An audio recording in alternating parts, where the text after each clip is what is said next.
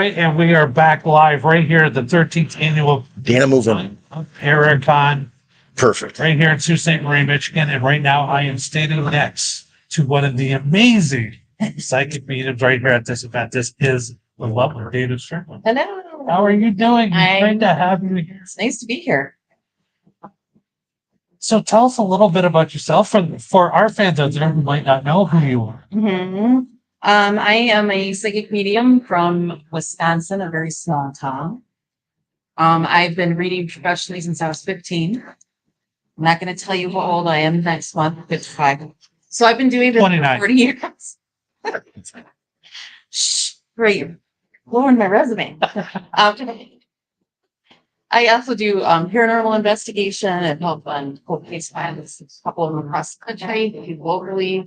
I kind of do it all, but I'm also into UFO and Bigfoot and pretty much anything in the paranormal.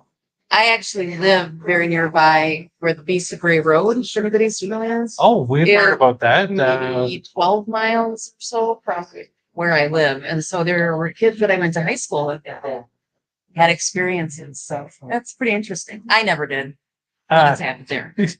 You know, like we love our cryptid here on the Paranormal Voice. We have a lot of crypto guests, a lot of alien guests. So yeah, we love all that stuff. We love our ghost stories. But it seems like right now, so with the alien and the Bigfoot things, like more and more reports have been coming out. What is your thought and why all of a sudden these is like the big explosion on the paranormal scene? Man, there's a couple different answers, I think, to that. I think people are starting to open their minds up a little bit more to stuff like that because, well, maybe because of the government just admitted finally that we have alien friends. So all the other things may have sounded completely ridiculous, Right. no longer sound as ridiculous. And we're pretty blasé about it. Like, they're like, oh, yeah, they exist, guys. Sorry about that. And we're all like, yeah, we're kind of busy, you know? But I think people are really interested in looking up or around. Yeah, and I mean, so what would be? What did you first discover your ability into the paranormal or the second world? I was very young. I was pretty I think with it. When I was a very small child, I like have a really weird recall of like I was maybe 1 or 2 years old sitting my crib, and I distinctly remember I'm in jail. This is hilarious, and I was shaking the bars. And my mom, it comes from her side of the family. My dad is Irish Catholic. There's a lot of this going on in my house. But when I started to read, I started reading with tarot.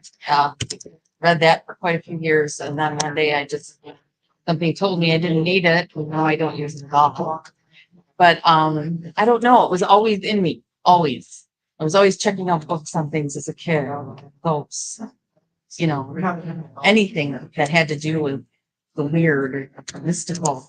So it came at an early age. And I think that is like the long story. It's like everybody who's in this field, it all started at a young age. Mm-hmm. And it just happened to grow. And like, yeah, back in the times, like, yeah, I'm in my 50s, it just wasn't, you didn't know who you could tell these stories to because, like you said, it comes from a Catholic family, Brandy from Blondes and Boo says, "Oh my God, Dana." And hi, Dale. Hi, Brandy. See, we tracked down the best. But yeah, no, and that's the most common story, and it's fascinating. I mean, I really didn't start telling my story until I was like almost my third, because I never knew anybody that was ever interested in that. Yeah, and I just didn't want to be that weird kid on the block because I saw ghosts and I had experiences and things like that. So what would you say would be your most memorable experience?